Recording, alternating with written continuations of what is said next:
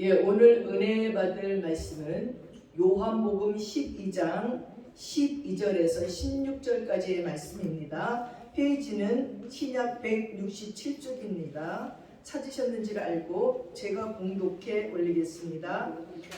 그 이튿날에는 명절에 온 큰 무리가 예수께서 예루살렘으로 오신다는 것을 듣고 종려나무 가지를 가지고 맞으러 나가 외치되 호산나 찬송하리로다 주의 이름으로 오시는 이 곧 이스라엘 왕이시여 하더라. 예수는 한 어린 나귀를 보고 타시니 이에 기록된 바 시온 따라 두려워하지 말라 보라 너희 왕이 나귀 새끼를 타고 오신다 함과 같더라. 제자들은 처음에 이 일을 깨닫지 못하였다가 예수께서 영광을 얻으신 후에야 이것이 예수께 대하여 기록된 것인가 사람들이 예수께 이같이 한 것임이 생각났더라. 아멘.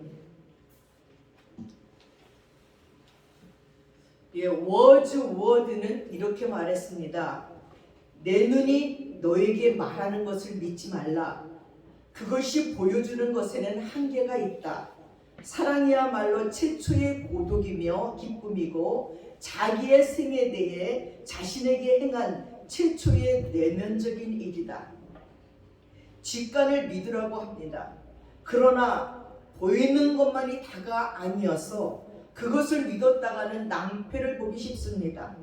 타인의 내면을 들여다볼 수 있는 눈은 한순간에 길러지는 것이 아니어서 그것을 알기 위한 내 내면의 성숙이 필요한 것입니다.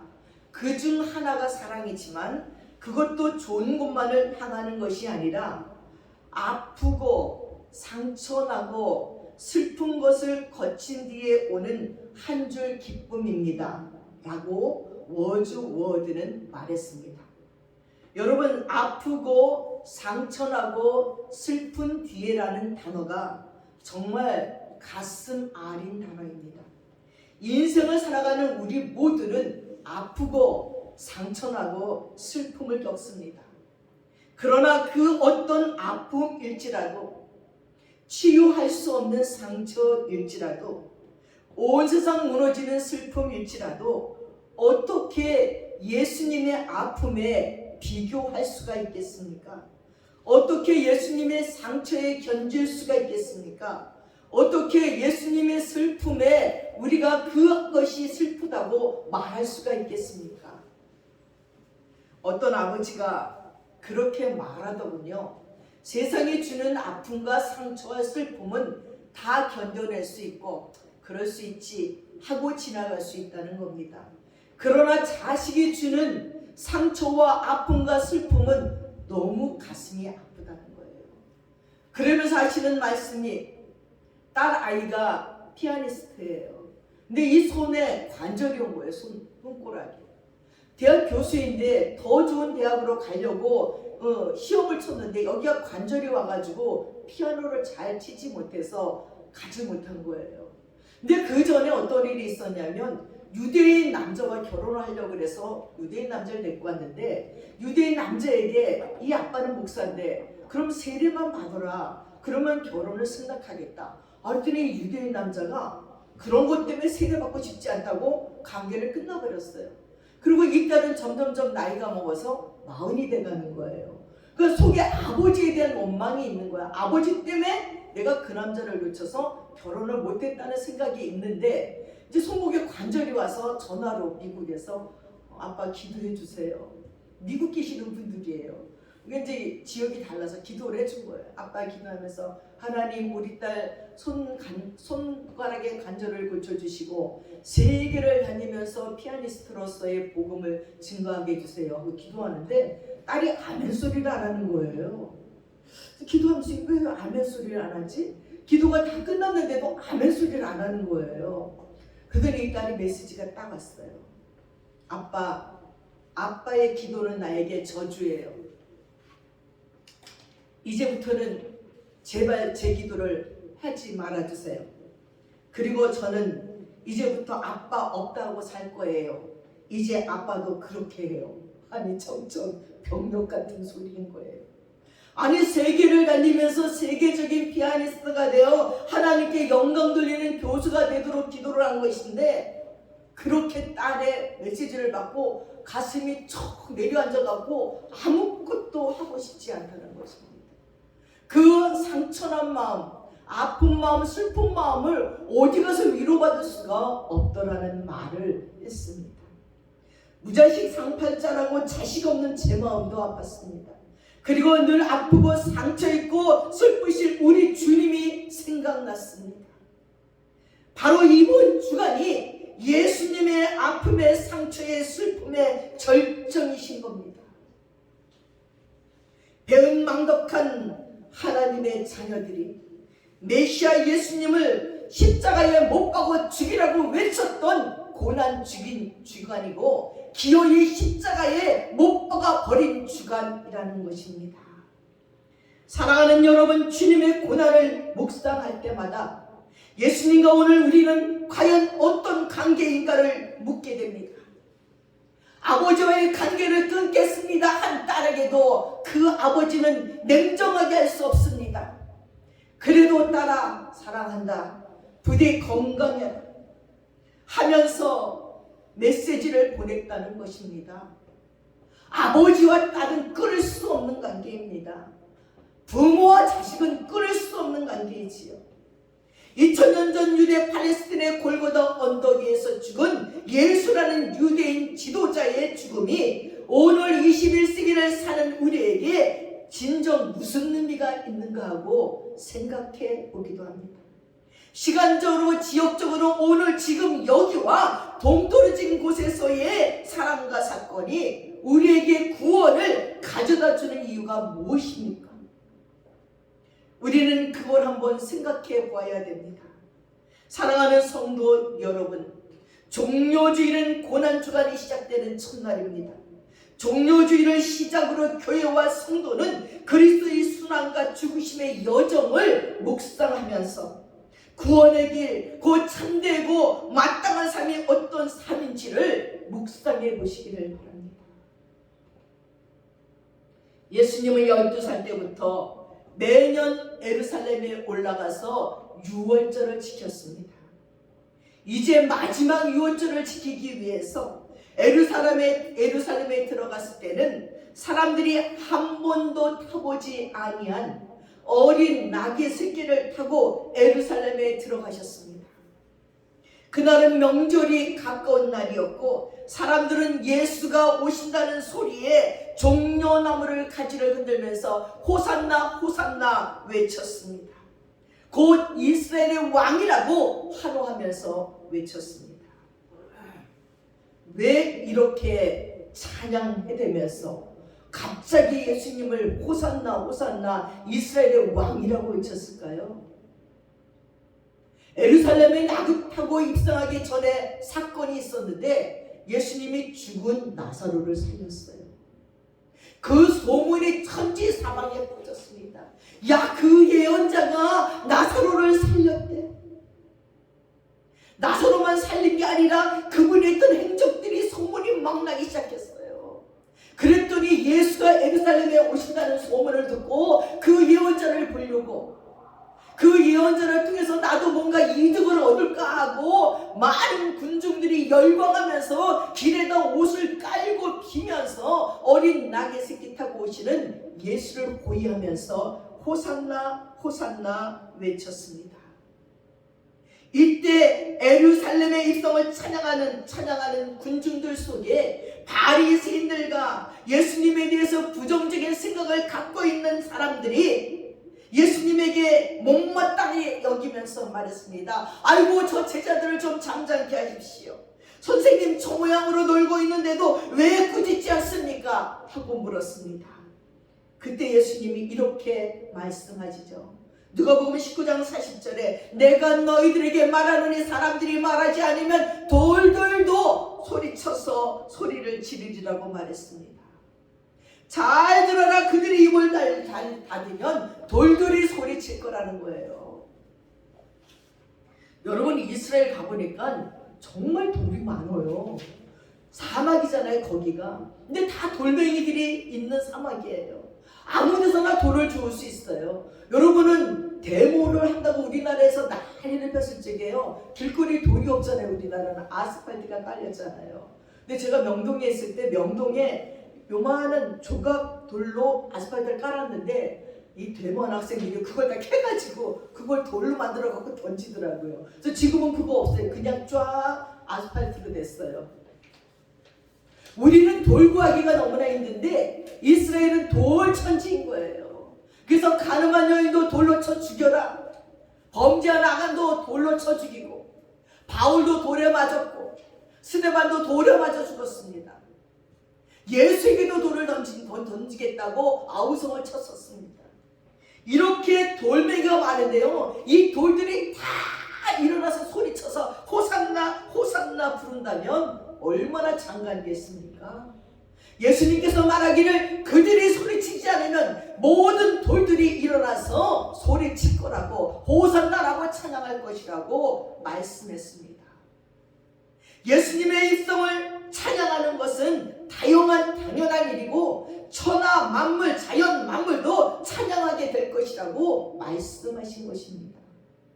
바리새파 사람들은 호시탐탐 예수의 모든 행적을 보고서는 예수를 잡으려고 노리고 있다가 예루살렘 성에 입성한다니까 옳다구나 됐다 하고 예수를 잡으려고 했는데 이거 웬 군중들이 예수님 곁에 완전히 떼거지로 모여서 호산나 외치며 종려나무 가지를 흔드니 어떻게 예수를 잡습니까?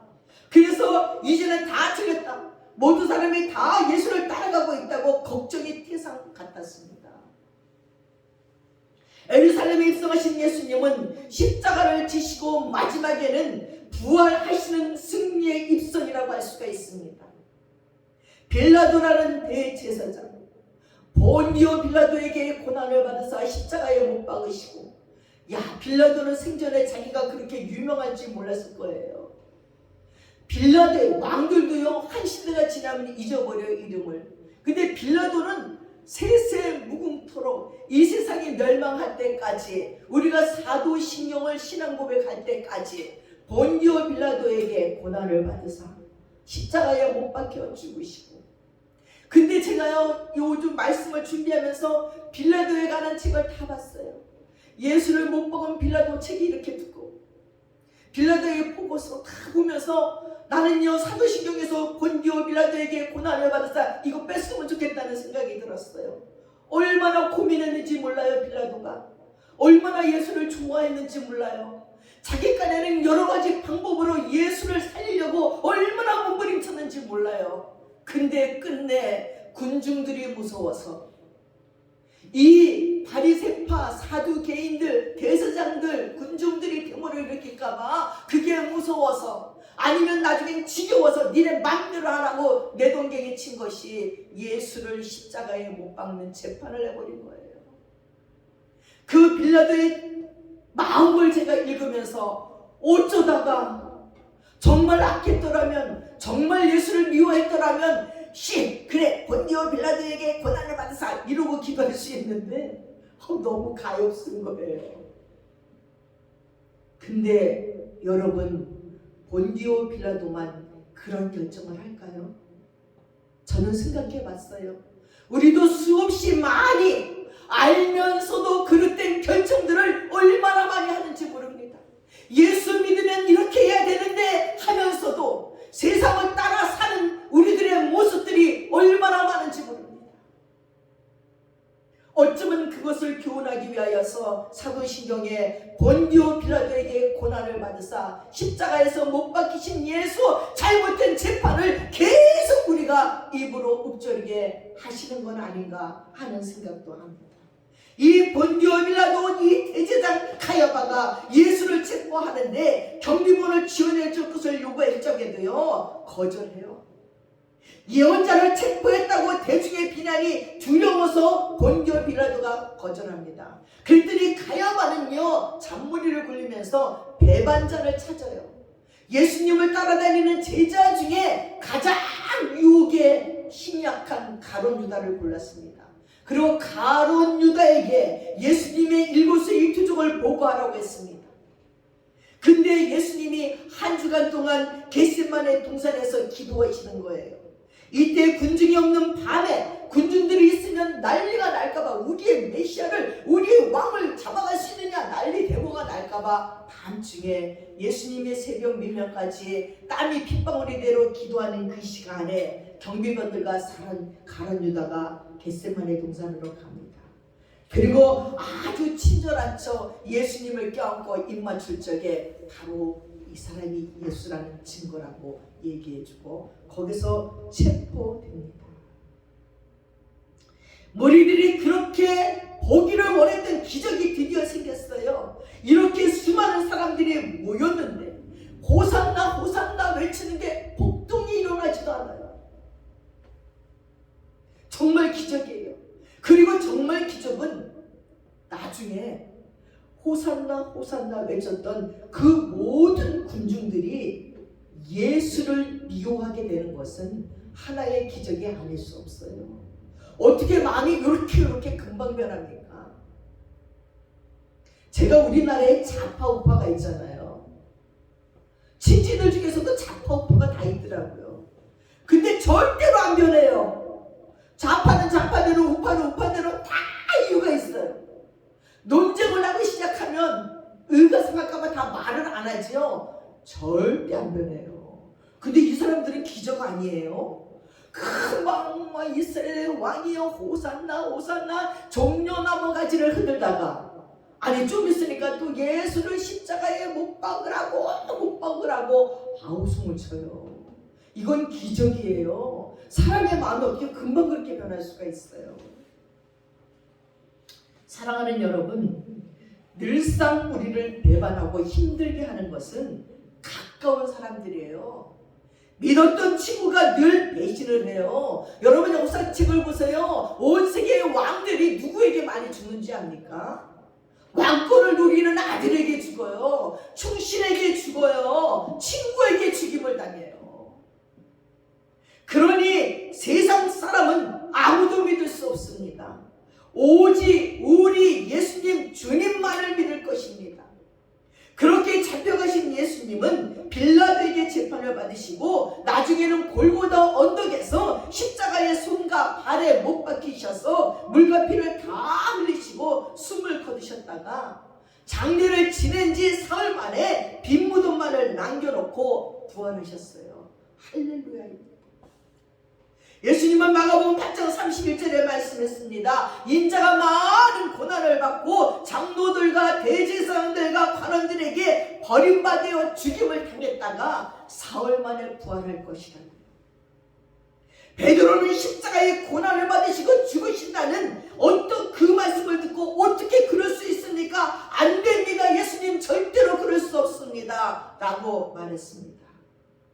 그러자 예수님은 네가 하나님의 일을 생각지 아니하고 사람의 일을 생각하는구나. 사단아 뒤로 물러가라 하고 얘기했어요. 얼마나 무한했을까. 베드로는 12명의 제자 중에 내가 제일 예수님을 사랑하고 제일 충성된 제자입니다. 이걸 보이려고 내가 죽기까지 주님을 따를 겁니다. 나는 배반하지 않을 겁니다. 예수님 십자가 질 수 없습니다 하고 소리쳤더니 예수님께서 너 뭐하는 짓이냐? 하나님의 일을 생각지 아니하고 사람의 일을 생각하는구나. 사탄아 뒤로 물러가라 하고 꾸지람을 들으니 얼마나 무한했을까.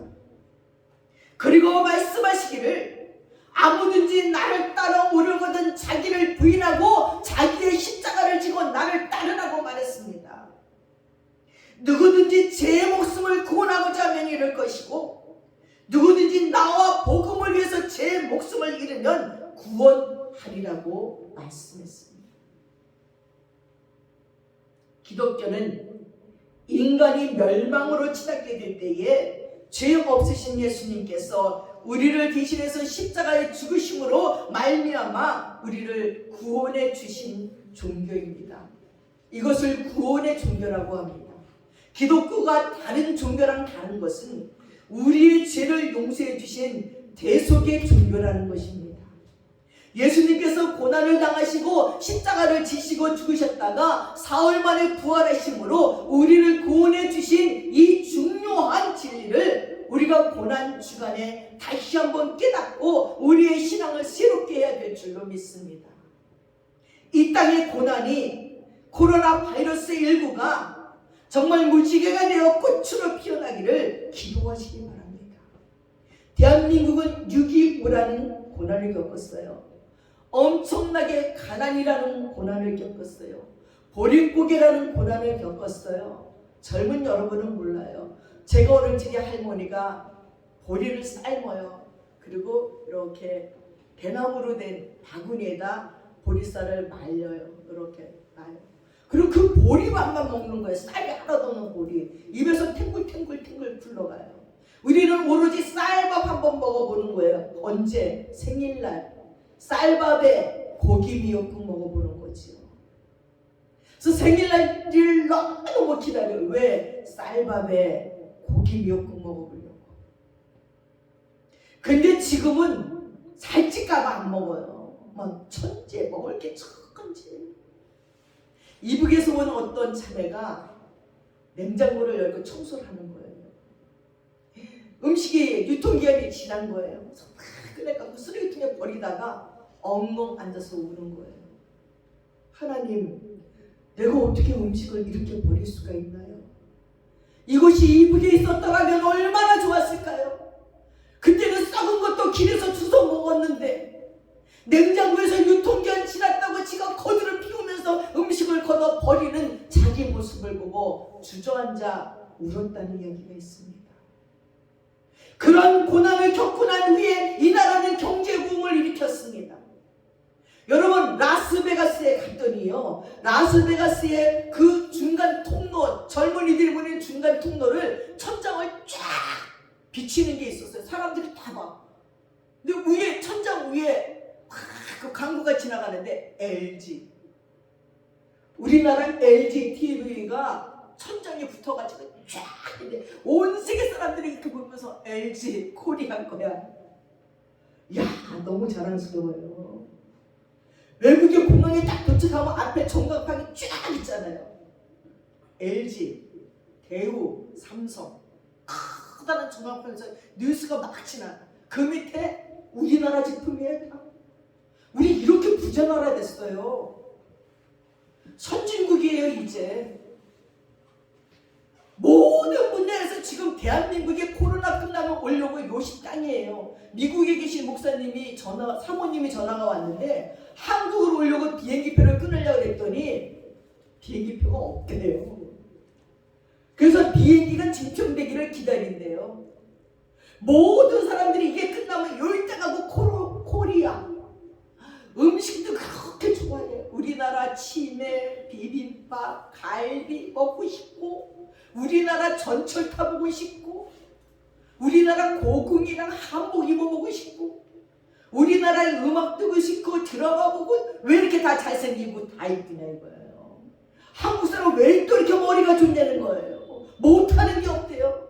대한민국은 다국민이래. 예비군들이 아저씨같이 다 할아버지같이 지나가지만 총만 주면 다 쏠 줄 안돼. 그 자리에서 총도 없는 나라의 모든 남자들은 총을 쏠 줄 안 되는 거예요. 어떻게 이 대한민국을 얕볼 수 있냐는 거예요.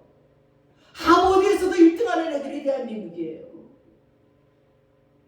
이렇게 자랑스러운 민족이 되었고, 어느새 IT 강국이 되었고, 어느새 우리는 유치원생들같이 핸드폰을 들고 다니고, 물건을 카페에서 막 노트북 막 휴대폰을 놓고 다녀도 아무도 안 주워가. 아무도 안 훔쳐가는 나라의 기절에 살아.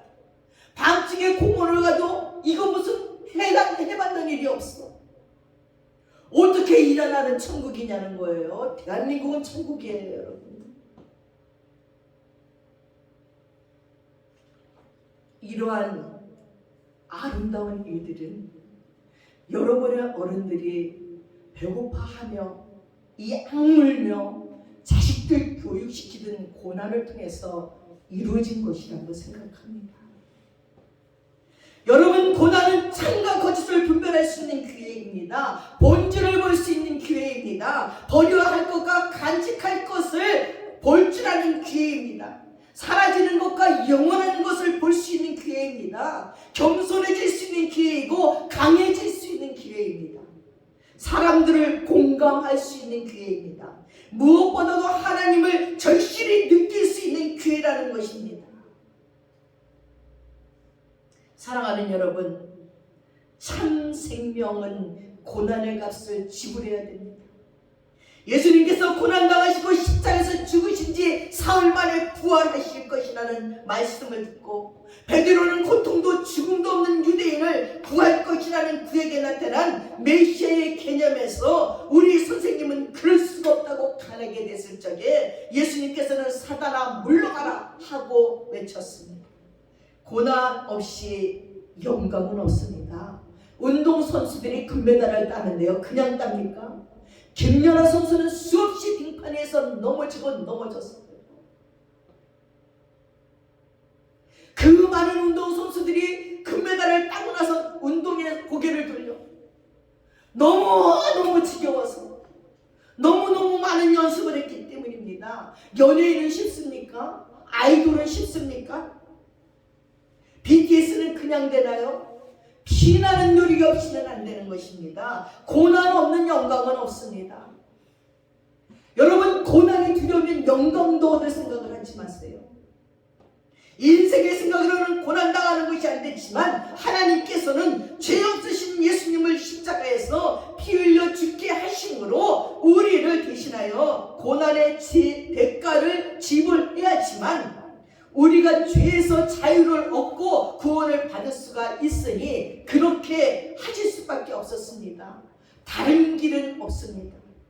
하나님이 인간의 모습으로 오셔서 우리의 죄를 다 짊어지시고 죽으셨지만 우리가 구원받을 수 있었다는 거예요.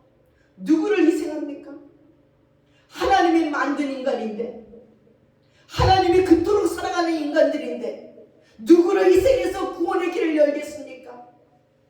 존귀하신 하나님이 인간의 모습으로 동정녀 마리아에게 자꾸 작은 정자로 오셔서 예수로 태어나셔서 우리를 위해서 죽으신 사건이 예수님의 십자가의 고난과 죽으심과 부활의 사건이에요. 그건 우리가 얼마나 존귀한지 압니까? 하나님이 나 대신 죽으러 오신 거예요. 만물을 창조하신 하나님이 태초에 아무것도 없는 이 땅을 창조하신 하나님이 나 때문에 그 크고 거룩하신 하나님이 자꾸 정자로 오셔서 동정녀 마리아의 몸에서 잉태되셔서 태어나셔서 33년을 사시고 내 죄를 짊어지고 죽어주신 거예요. 그리고 나를 천국으로 이끄시는 그 하나님이시라는 걸 기억하시기 바랍니다. 그래서 우리는 자존감이 강해야 돼요. 열등감이 있으면 안 돼. 우리는 대단한 존재. 우리는 마음만 먹으면 뭐든지 할 수 있어요. 이 엄청난 구원의 은혜가 이 고난 주간에 행해진 것입니다. 레기 17장 11절에 피는 생명이라고 했어요. 우리는 죄로 말미암아 더러워진 피입니다. 죄로 말미암아 죽을 수밖에 없는 타락한 인간을 위해 죄 없으신 예수님께서 십자가에서 피를 흘리게 하심으로 그 피가 우리로 하여금 새롭게 하고 구원을 얻게 하시는 것입니다. 이것이 피의 진리, 구속의 진리입니다. 요즘 이민진 작가라는 제1교파가 쓴 파친코라는 소설이 애플에서 드라마로 만들어서 온 세계가 열광하고 있습니다. 거기에서 선자라는 주인공의 첫사랑의 남자라는 한수라는 남자가 나오는데 한국인이면서 어떻게든지 살아내려고 했으면서 일본의 야쿠자가 되어서 이 선자라는 순진한 여자를 사랑합니다. 그리고는 노아라는 총명하고 잘생긴 아들을 낳게 되는데 아니 이 한수라는 남자가 유부남인 거예요. 그래서 이 선자라는 아가씨가 결혼을 안 해주니까 관계를 끝나버리고 이삭이라는 목사와 결혼을 합니다. 근데 이 노아라는 아들은 이삭 목사 아버지가 친아버지인 줄 알았어요. 그래갖고 아버지를 닮고 싶었어요. 그 온화한 인격과 모든 걸 가르쳐주는 그 이삭 아버지가 자기 아버지인지 알고 자존감을 가지고 살았어요. 그리고 와세다 대학까지 딱 입학을 하는데 뒤에서 이 이삭 아버지는 연약해서 이미 돌아가셨어요. 근데 이 한수라는 아저씨가 모든 돈을 내주는 거예요.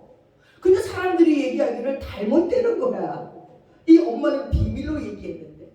그리고 와세다 대학에 가는 등록금과 뭐 기숙사비를 다 내주는 거예요. 아주 우아스럽게. 근데 어느 날 내 아버지는 이삭이 아니었구나. 이 한수라는 사람은 야쿠자인 거예요. 또 그가 자기 아버지인지를 아는 거예요. 그래갖고 너무너무 수치스러워서 와세다 대학을 그만둬요. 그리고 자취를 감춰버려요.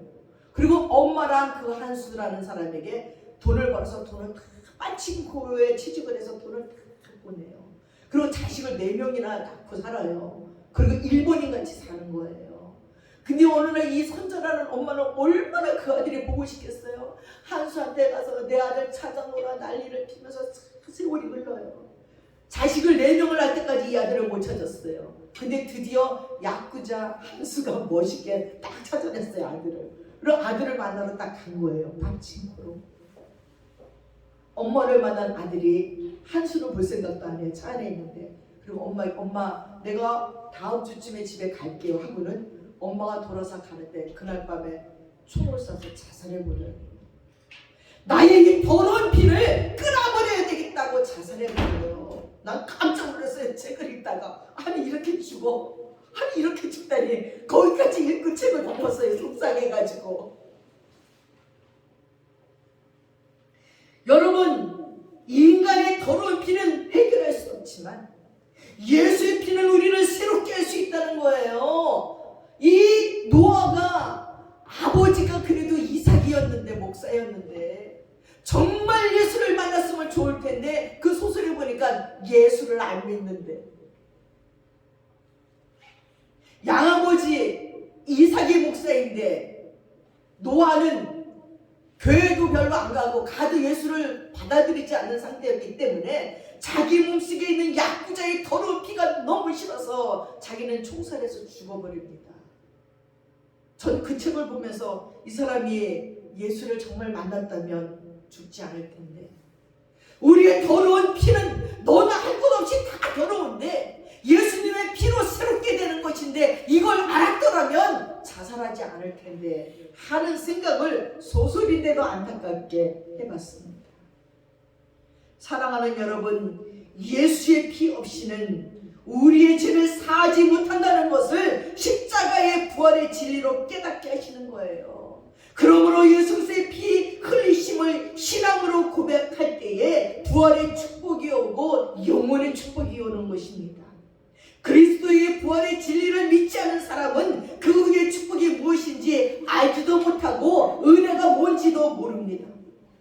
전에 포항 제철소에 가본 적이 있어요. 붉은 철강 속에 산더미처럼 쌓여있더라고요. 근데 이게 모두 띠건 용광로를 통과하니까요 시뻘건 샘물이 돼서 흐르는 거예요. 그 샘물들을 밑에서 받아서 여러 가지 기계들을 만드는 거지요.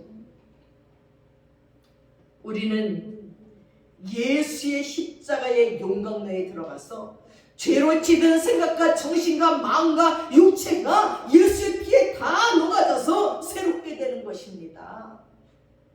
사랑하는 여러분, 가룟유다처럼 3년을 예수를 따라다녔어도 변화되지 않는 영혼은 가장 중요할 때에 은전 30입에 스승을 파는 품팔이 꾼이 되고 말았습니다. 빌라도처럼 예수님이 죄가 없음을 알고도 가야바와 사내들인 공의원들이 예수를 체포하도록 방치했습니다. 당신네들의 문제니 로마는 간섭하지 않겠다고 했습니다. 빌라도의 아내 프로클라가 예수를 너무 좋아하고 예수님의 하신 일을 누누이 전하며 감동으로 전해주는 모든 이야기를 빌라도는 들었습니다. 예수님이 예루살렘에 입성하실 때 종려나무 가지를 흔드는 것은 뭔가 상징하는 건지도 모른다 여기며 종려나무는 팔레스티나 민족의 상징이고 유다의 국기였기에 그럴 거라고 여기면서 예루살렘에 꽉 채우고 있는 25만 명 가운데 혁명 당원들이 밀란을 일으킬까봐 겁먹었습니다. 어떤 사람은 예수는 지도자로 몸을 비정치적 인물이고 순례자 무리에게 오해를 받는 것뿐이라고 했고 군주는 다만 그들이 가장 좋아하는 예언자를 환영하고 있을 뿐이라고 말했는데도 예수가 타고 있는 것은 번쩍거리는 급빛나는 전차가 아니라 힘든 다리로 터벅터벅 걷고 있는 나귀 새끼였으니 위험하지 않다고 얘기했습니다. 예루살렘에 입성한 예수는 군중을 선동하는 말 한마디도 하지 않았고 어떤 주장을 펴며 활개치지도 않았습니다. 다만 그는 성전으로 가서 뒤두른 골짜기의 경치를 즐겼을 뿐이고 그런 다음 저녁 먹을 시간이 가까워졌기 때문에 제자들을 거느리고 배단위로 갔습니다. 이 모든 보고를 받은 빌라도는 그 모든 행동이 뭔가 숨겨놓은 뜻이 있을 것만 같아서 안절부절했어요. 그날 오후에 그는 유대의 지방 징세 감독관 회의를 주재했습니다. 그는 조공의 영감 분단액을 할당하고 있었는데 그때 여리고 담당인 징세 감독관인 키가 작은 삭개오가 이렇게 말하는 거예요. 고결하신 총독님, 제가 제 결산을 면밀히 검사하던 중 작년도 조공에서 오만 세서테르시우스 정도 과실을 저지른 것을 발견했습니다. 빌라도가 콧방귀를 뀌면서 아니 삭개오, 로마 제국의 국고에서 세금을 환불받는 건 불가능하다네 하고 소리칩니다. 아니에요, 아닙니다 각하. 오만 세스테리우스는 국고금을 제가 가지고 있다는 말입니다. 여기 있습니다. 삭개오의 눈이 기쁨으로 반짝거리는 걸 빌라도가 봅니다. 빌라도의 턱이 축 늘어졌어요. 아니 삭개오, 대체 무슨 일인가? 자네는 마지막 분기에는 늘 나하고 밀고 당기고 했었잖아. 그랬더니 삭개오가 하는 말이 네 각하, 지난 일요일 저는 여리고에서 나무 위에 올라갔었습니다. 그 예언가가 하다가 갑자기 말을 멈췄습니다. 그리고 씩 웃는 거예요. 아무것도 아닙니다 각하. 각하께서 불쌍한 여리고인들이 우리의 죽음을 얼마나 내야 한다고 말씀하시려는 겁니까? 그랬더니 모두가 낄낄 웃는 거예요. 왜냐하면 이 여리고는 팔레스타인의 어느 도성보다도 모두 1인당 소득이 가장 높았기 때문에 불쌍하다고 말해서는 안 되는 곳이었기 때문입니다. 여러분, 우리는 변화된 삭개오를 압니다. 예수님을 만나고 나서 도색한 것을 4배나 갚겠나이다, 내 재산을 팔아 절반을 가난한 자에게 주겠나이다. 그 다음부터 삭개오는 정직하게 사는 거예요.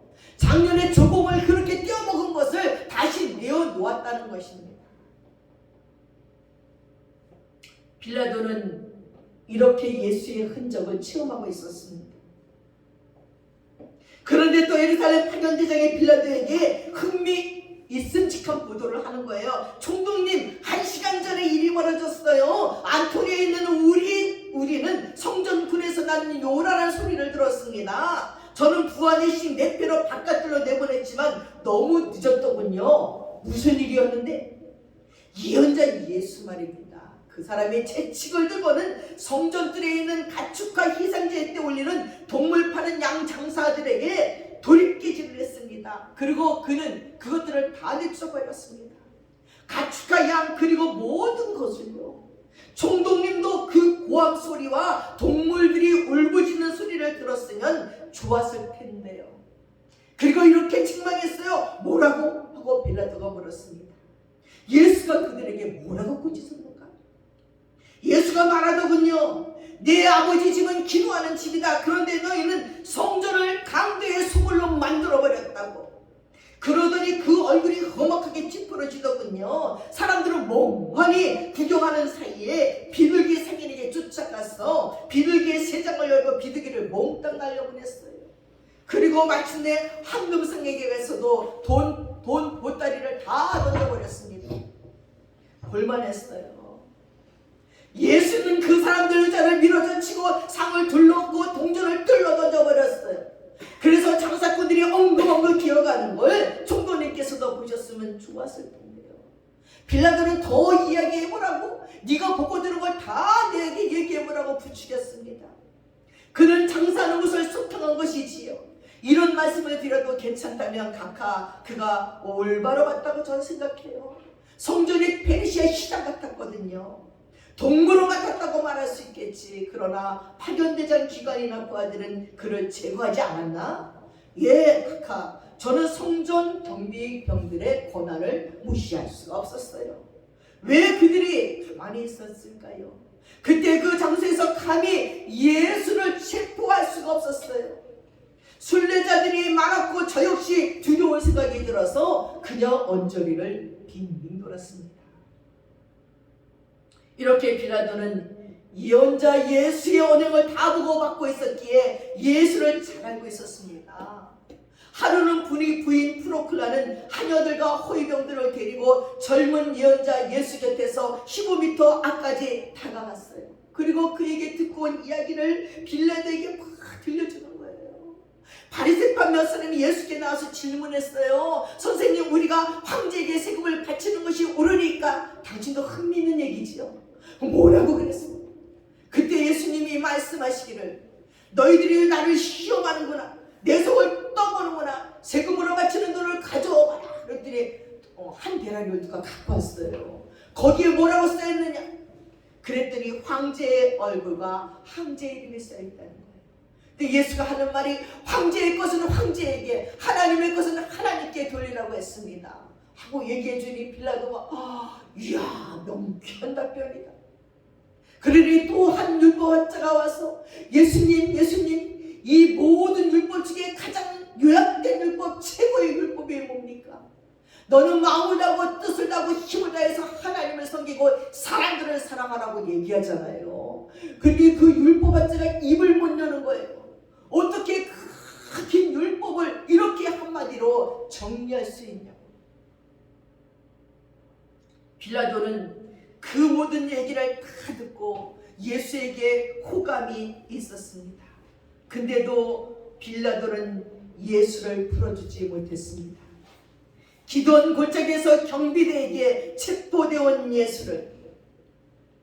예수님을 채찍에 때려서 동정심을 유발시키려 했었고, 바나바라는 죄인과 바꿀 생각도 했지만 모두가 다 십자가에 못 박으라고 아우성을 쳤습니다. 예수를 신문하던 빌라도는 예수는 무죄요, 예수에 대한 혐의를 찾아내지 못했어 했음에도 거짓 증거들을 둘러대면서 예수를 십자가에 못 박으라고 이 군중들과 제사장들이 소리쳤습니다. 처음에는 거짓 증거를 대며 예수를 십자가에 못 박으라고 하더니 침묵하는 예수 앞에 누가 대신해서 증언해 줄 자가 없냐고 빌라도가 너무 급했어요.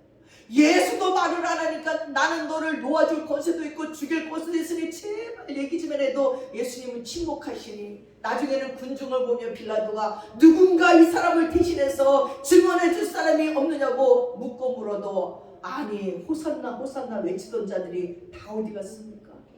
다 십자가에 못 박으라고 아우성을 치니 빌라도가 난감했습니다. 그래서 빌라도는 물을 갖고 와서 손을 닦아버리고 그 니네 맘대로 하라고 내팽개쳐버렸습니다. 사랑하는 여러분, 우리가 사동신경 속에 본디오 빌라도에게 고난받으사 십자가에 못 박혀 죽으시고 라고 고백합니다. 그러나 그 빌라도가 얼마나 고민하고 고뇌했는지 빌라도의 이야기의 책을 보면서 가슴이 아팠습니다. 그런데 어린 나귀를 타고 예루살렘에 입성하신 예수님은 십자가에 못 박혀 죽으시고 부활하시고 승천하시고 우리의 처소를 준비하시고 그리고 재림하실 것입니다. 십자가의 죽음과 고난이 모든 악에서의 승리입니다. 예수님의 고난으로 우리는 구원받았고 죄에서 노임받았습니다. 그래서 우리는 이 종료주일에 호산나 호산나 만왕의 왕이시여 우리를 구원해 주소서 하고 함께 소리칠 수 있습니다. 그러나 그 외침이 예수를 배반하는 외침으로 가지 않기를 바랍니다. 끝까지 나를 구원하신 예수를 우리의 마음속에 심어놓고 우리를 거룩하고 깨끗하게 하는 그 예수의 피로 살아가는 저와 여러분 되시기를 축원드립니다. 기도하겠습니다. 사랑하는 아버지 하나님, 우리는 몰랐습니다.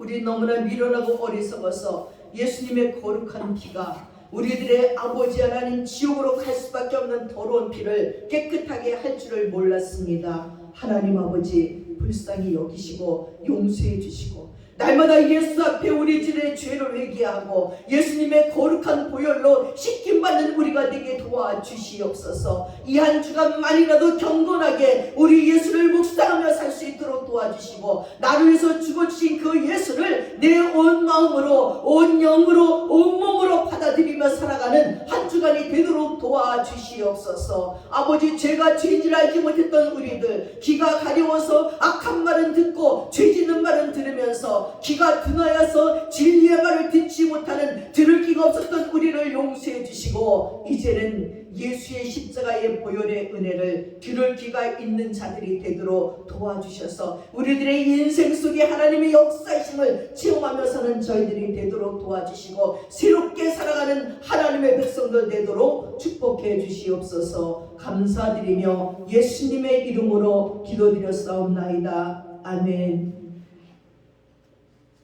다 함께 자리에서 일어나셔서 544장 찬양하겠습니다.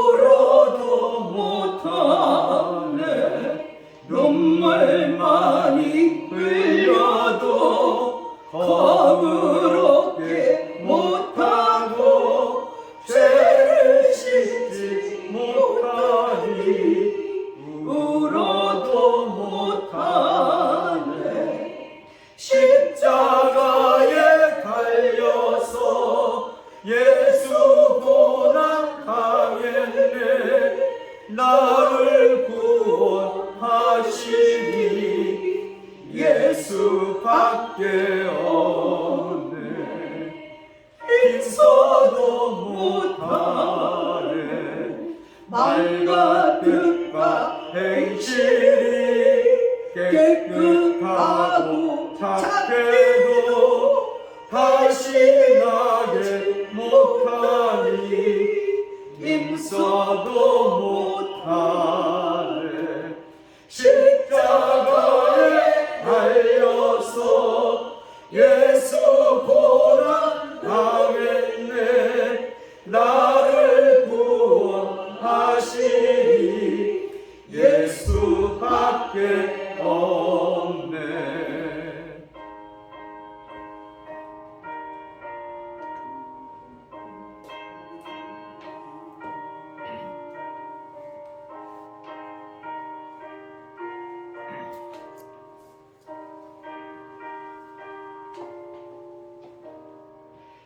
참아도 못하네 할 수 없는 죄인이 십자가에 빠져서 어찌하니 죽을까 참아도 못하네 십자가에 달려서 예수 고난 당했네 나를 구원하시니 예수밖에 없네 믿으면 되겠네 주 예수만 믿어서 그 은혜를 믿고 오직 주께 나가면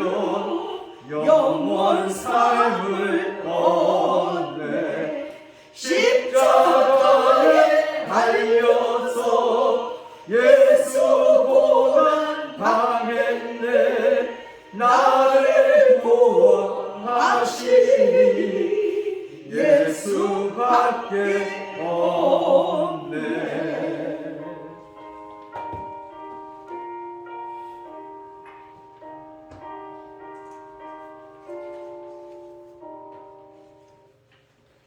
기도하겠습니다. 지금은 우리 주 예수 그리스도의 한없는 은혜와 우리 아버지 하나님의 풍성하신 사랑과 성령님의 감동감하시고 교통하심이 축복하심이 이제 고난을 통해 영광으로 가는 예수의 길을 따라가기로 작정하며 고난 속에 새로운 꽃을 피우기로 작정하는 믿음의 권속들 머리 위에 이제부터 영원까지 함께 하시옵기를 간절히 축원드리옵나이다. 아멘.